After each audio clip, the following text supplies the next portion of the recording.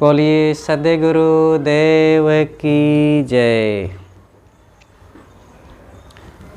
पूजनीय संत समाज, सम्माननीय सज्जनों एवं भक्तिमयी ममता मूर्ति माताओं बहनों,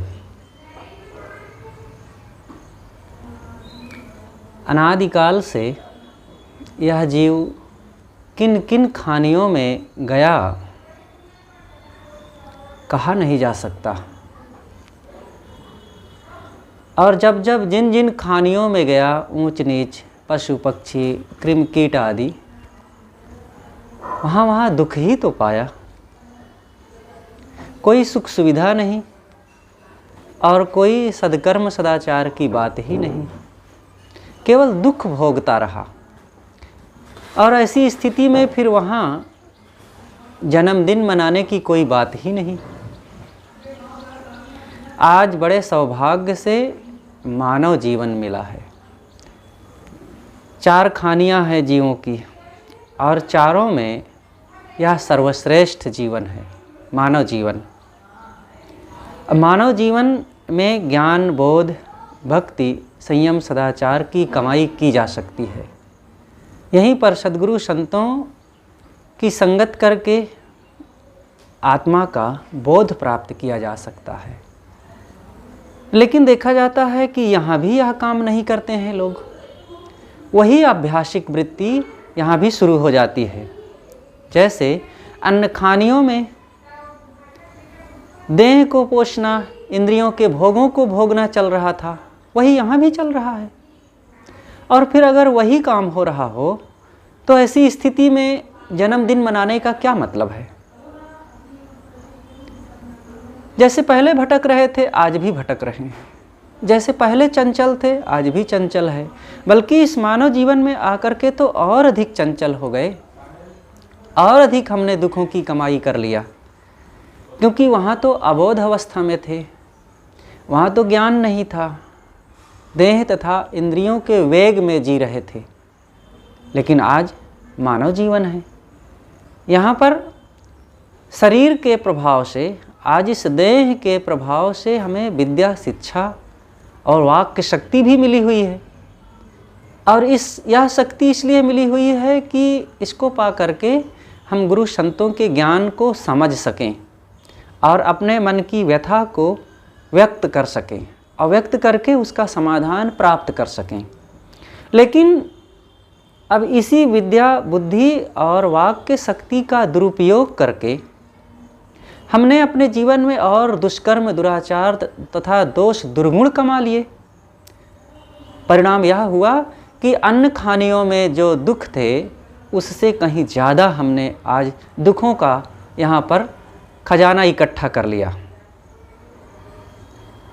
भाई, आज ये जीवन मिला है तो इसमें हमें कल्याण का काम करना चाहिए। और जो कल्याण का काम करता है, उसी की जयंती, उसी का जन्मदिन सफल होता है।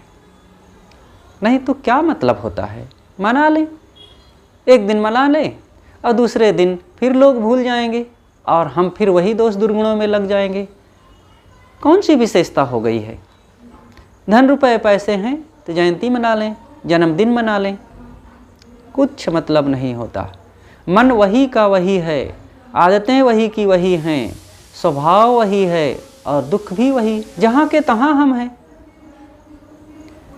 अपने आप को जाने, हमारे मन की दशा क्या है। जिस दिन हम संसार से लौट करके अंतर्मुख होंगे, अपने आप में आएंगे, तब हमें वास्तविक जीवन का पता चलेगा।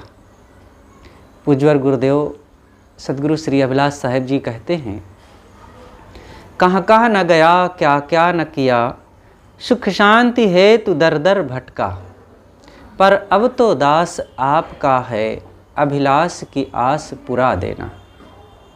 अनादिकाल से हम कहाँ कहाँ नहीं गए, क्या क्या नहीं किए।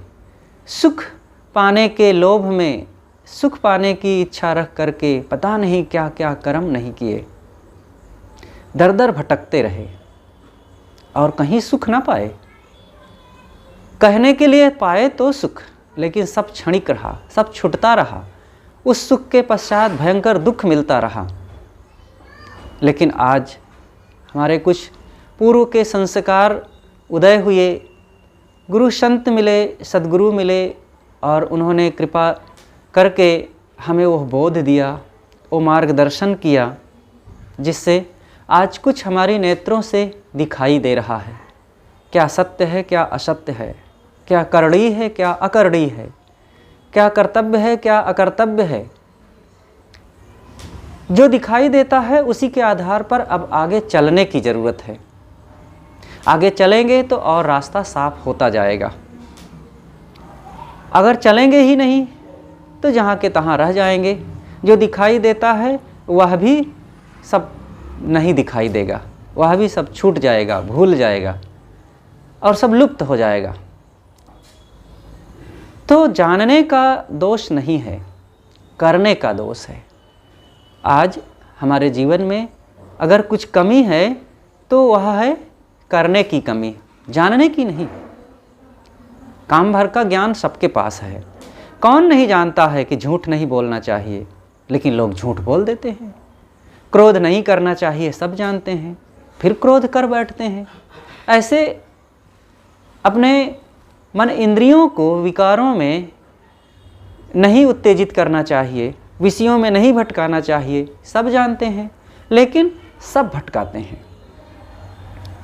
तो जो जानते हैं उसको हम करने का प्रयास करें। जब तक करेंगे नहीं तब तक जानना सब बेकार होता जाएगा। तो जन्मदिन की विशेषता नहीं है, बल्कि जन्म लेकर के सत्य को पहचानना और आत्मबोध, आत्मज्ञान में ठहरना, मन इंद्रियों की उत्तेजनाओं को समाप्त करके शांति की तरफ चलना और समस्त दोष दुर्गुणों को मिटाना, गुरु संतों की शरण में जाकर के अपने आप को पहचानना, इसकी ज़रूरत है। इस बात की विशेषता है। अगर यह नहीं किए तो ये स्वर्णिम मानव जीवन भी सब बेकार हो जाएगा, इसका कोई लाभ नहीं मिल पाएगा।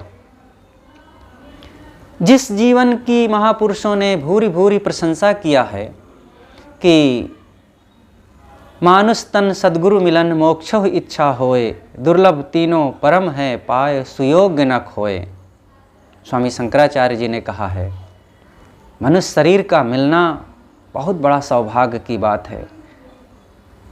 4 योनियाँ हैं, प्राणियों की 4 खानियाँ हैं, 4 ढेरियाँ हैं और उन ढेरियों में सर्वश्रेष्ठ मनुष्य है। मनुष्यों की संख्या बहुत थोड़ी है। जितना अन्य 3 खानियों में प्राणियों की संख्या है, उन सब से अगर तुलना किया जाए तो मनुष्यों की बहुत न्यूनतम है। पशुओं में कितने प्रकार के पशु हैं संसार में, कोई हिसाब नहीं है। जंगलों में पालतू जानवर कितने प्रकार के हैं, कहा ही नहीं जा सकता। इसी प्रकार पक्षियों की कितनी संख्या है, छोटे बड़े, और बहुत से ऐसे पक्षी हैं जो हमारे देश में है ही नहीं। जो थे वे लुप्त भी हो रहे हैं और दूसरी जगहों में अलग अलग भौगोलिक स्थितियों में, वातावरण में विभिन्न प्रकार के पक्षी हैं। और ऐसे ही कृमिकीट आदि छोटे जो उष्मजीव जीव हैं, जलचर, नभचर, थलचर, इन सब में कितने प्रकार के प्राणी हैं, कोई गणना नहीं है। इन सब के बीच में मनुष्य है और मनुष्य सर्वश्रेष्ठ है, बहुत थोड़ा होते हुए भी सर्वश्रेष्ठ है और सबके ऊपर ये भारी पड़ता है। और ऐसा ये जीवन हमें मिला है और ऐसा जीवन पाकर के भी हम वही कर्म करते हैं जो अन्य पशु पक्षी कृमिकीट आदि करते हैं। तो कौन सी विशेषता हो गई। लेकिन चलो, ये प्रथम स्टेज है मानव जीवन। अगर ये जीवन ही ना मिला होता तो शुभ कर्म, सदाचार, गुरु भक्ति और साधना की कोई बात ही ना होती। तो ये मानव जीवन मिला। अब इस मानव जीवन को पाकर के इससे भी आगे कुछ सोचना है, करना है। तो स्वामी जी कहते हैं कि सद्गुरु मिलन, मानव जीवन के मिलने के बाद सद्गुरु का मिलना बहुत दुर्लभ है। पहली बात, दुर्लभ तो मनुष्य शरीर का मिलना है, और उससे भी ज़्यादा दुर्लभ है सद्गुरु का मिलना। अन्य प्राणियों से ऊपर मनुष्य जीवन मिला, और मनुष्य जीवन में भी आज देख लीजिए कि कितने लोग हैं। दुनिया में 7 अरब से ज़्यादा मनुष्य हैं, लेकिन इन मनुष्यों में सद्गुरु के दर्शन, सद्गुरु का सानिध्य, सद्गुरु का बोध, उनकी संगति कितने लोगों को मिली है? बहुत थोड़े लोग होंगे, मुट्ठी भर लोग। तो यह भी बहुत दुर्लभ बात है, सद्गुरु की संगति। लेकिन जिनको सद्गुरु की संगति मिल जाती है तो फिर बहुत बड़े उसके सौभाग्य उदय हो गए। जागे हैं भाग्य हमारे कि जो गुरु दर्शन को पाए। तो सद्गुरु का मिलना बहुत बड़ा सौभाग्य है। जाको सद्गुरु ना मिला व्याकुल दहुं दिस धाय, आँख न सूझे बावरा घर जरे घूर बुताए। सद्गुरु कबीर ने कहा है कि जिनको सद्गुरु नहीं मिले हैं उनको कुछ दिखाई नहीं देता। वे सर्वत्र विचारे दर दर ठोकरे खाते भटकते रहते हैं, मन इंद्रियों की उत्तेजनाओं में, कर्म कुकर्मों में और तमाम इच्छाओं कामनाओं की विवस्थाओं में वे भटकते रहते हैं। लेकिन सद्गुरु मिले और उन्होंने अपने ज्ञानोपदेश अपना हमें सुनाया, और जिसका परिणाम यह हुआ कि हमें समझ में आया ये मानव जीवन की क्या विशेषता है और इसको पा करके क्या करना चाहिए। तो ये सद्गुरु के मिलने की बहुत बड़ी उन्नति है, बहुत बड़ा इसका लाभ है। सारे अंधविश्वास, सारे आडंबर, सारे दोष दुर्गुण और संसार में भटकने के जो तमाम आधार थे उन सब को गुरु ने अपने ज्ञान से एक बार में छाट करके उतार दिया। तो सद्गुरु का मिलना बहुत बड़ा सौभाग्य है। सद्गुरु की संगति का लाभ भी बहुतों को प्राप्त है, लेकिन अंदर से दर्दपूर्वक, भावपूर्वक, मोक्ष की इच्छा रख करके, अपने दुखों को पूरी तरह से मिटाने की इच्छा रख करके कितने लोग सद्गुरु के पास जाते हैं। बहुत लोग तो औपचारिकता बस चले जाते हैं, संत आए हैं चले देखें वे कितने पानी में हैं, क्या जानते हैं, क्या मानते हैं, और उनकी थाह लगाने के लिए लोग पहुंचते रहते हैं। लेकिन इन्हीं में से कुछ बिरले विवेकी होते हैं जो अपने दुखों को मिटाने की इच्छा रख करके उनकी शरण में जाते हैं, उनके ज्ञानोपदेशों को सुनते हैं और बड़े ही श्रद्धा तथा भक्ति भाव से जिज्ञासु बन करके जब उनके पास बैठते हैं और उनके विचारों को सुनते समझते हैं, तब उनके जीवन में पूर्ण सौभाग्य उदय होता है। साहब उन्हीं को कहते हैं मोक्षो इच्छा होए। मोक्ष की इच्छा होना, तीसरी चीज़ मोक्ष की इच्छा होना बहुत दुर्लभ है। और जिनको मोक्ष की इच्छा हो गई और फिर उस दिशा में काम करने लग गए, वही लोग धन्य हैं। उन्हीं के लिए सद्गुरु श्री पूर्ण साहब ने कहा है, तिनको चरणों दक्ष सही तिनको महाप्रसाद, तिनको दर्शन नित्य सही जिनकी मिटी उपाधि। उन्हीं का चरणोदक लेना उचित है और उन्हीं का जूठन प्रसाद खाना भी कल्याणकारी है, जिन्होंने अपने मन की समस्त उपाधियों को मिटा दिया, अपने इस जीवन के सारे विकारों को, मोह आसक्ति को समाप्त करके स्वरूप में लीन हैं। वे संसार में रहते हुए भी संसार से पार हैं।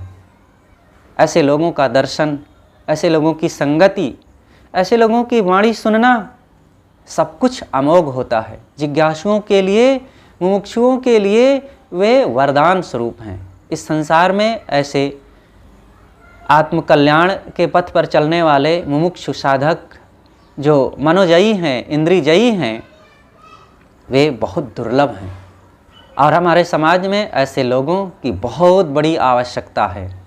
और उनका रहना, कुछ ना बोलें और कुछ ना वे करें, फिर भी वे समाज को बहुत बड़ा उपदेश मानो दे रहे हैं, प्रेरणा दे रहे हैं। ऐसे लोगों की उपस्थिति ही बहुत बड़ी उन्नति का आधार है।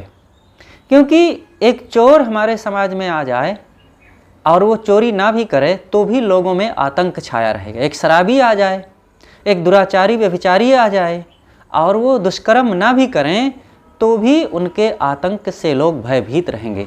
उनके उन स्वभावों से, उन कर्मों से, आदतों से लोगों के मन में दहशत छाई रहेगी। इसी प्रकार जब एक इंद्रियजयी, मनोजयी, आत्मलीन, ज्ञान ध्यान में कुशल संत आ जाते हैं समाज में, तो उनकी पवित्रता, उनकी रहनी, उनके बोध विचार मात्र से जो उनका आभा मंडल फैलता है चारों तरफ, उससे सबको बड़ा लाभ मिलता है, बड़ी स्वतंत्रता मिलती है, बड़ी शांति मिलती है। और उनके दर्शन मात्र से मन का दीपक जगमगा उठता है और मन में बहुत ही सुकून की अनुभूति होती है। और ऐसे लोगों का ही जन्मदिन और पूरा जीवन, उनका उठना बैठना, उनका दर्शन, सब कुछ कल्याणकारी होता है। तो हमें जन्मदिन उन महापुरुषों का मनाना चाहिए जिन्होंने अपने जीवन को साधना से संपन्न किया, जिन्होंने इस संसार को ज्ञान का उपदेश दिया, जिन्होंने इस जन्म और जीवन को पाने का सबसे बड़ा लाभ उठाया। यही तो लाभ है। वे ही लोग लाभ प्राप्त करते हैं जिन्होंने इच्छाओं, कामनाओं, वासनाओं को मिटा करके आत्म राज्य में, आत्मलोक में अपने आप को पहुंचाया। तस्यात्मायं लोकः। ऋषि कहते हैं कि ऐसे लोगों के लिए आत्मलोक ही उसका अपना लोक है। और क्या है? यहाँ बाहर कोई स्वर्ग नहीं है, कोई गोलोक, विष्णुलोक, शिवलोक, ब्रह्मलोक नहीं है। आत्मलोक ही उसके लिए ब्रह्मलोक है, आत्मलोक ही उसके लिए विष्णुलोक, सतलोक है। इसलिए हम सब लोग आत्मलोक की तरफ यात्रा करें। तो आज का ये छोटा सा जो कार्यक्रम रहा जन्मदिन का, जन्मदिन उन गुरुजनों, संतों, महापुरुषों की मनाना चाहिए जिन्होंने जन्म का सिलसिला ही समाप्त कर दिया है। वे हैं बुद्ध महावीर, सद्गुरु कबीर साहब, सद्गुरु अभिलाष साहब, सद्गुरु विशाल साहब, सद्गुरु पूर्ण साहब, सद्गुरु काशी साहब, सद्गुरु निर्मल साहब। ऐसे अगणित महापुरुष हुए हैं। ऐसे महापुरुषों की याद करना चाहिए, ऐसे महापुरुषों के विचारों का मनन चिंतन होना चाहिए और इन्हीं के बताए हुए उपदेशों पर चल करके आज का समाज स्वयं का जीवन भी कृतकृत बना सकता है, कल्याण की ओर आगे बढ़ा सकता है। और हम सामान्य लोगों को जन्मदिन मना करके और छोड़ दें, खा पी करके, नाच गा करके, और फिर वही आदतों, वही प्रवृत्तियों में, वही चाल चलन, वही आदत, इच्छाओं, कामनाओं में डूबे रहें, तो क्या होता है? इससे समय का बर्बाद होना है और कुछ नहीं। और अंतिम बात तो यही है कि जन्म की नहीं, अब मौत की याद किया जाए। जन्म पाकर के क्या पाए? अगर भजन ना किए, सत्संग ना किए, तो अपने इस जन्म को बंधनों और दुखों में तो मजबूत किए ही, और आगे आने वाले जन्मों जन्मों तक भटकने के लिए इसी जन्म में हमने व्यवस्था कर लिया। कोई लाभ तो ना हुआ।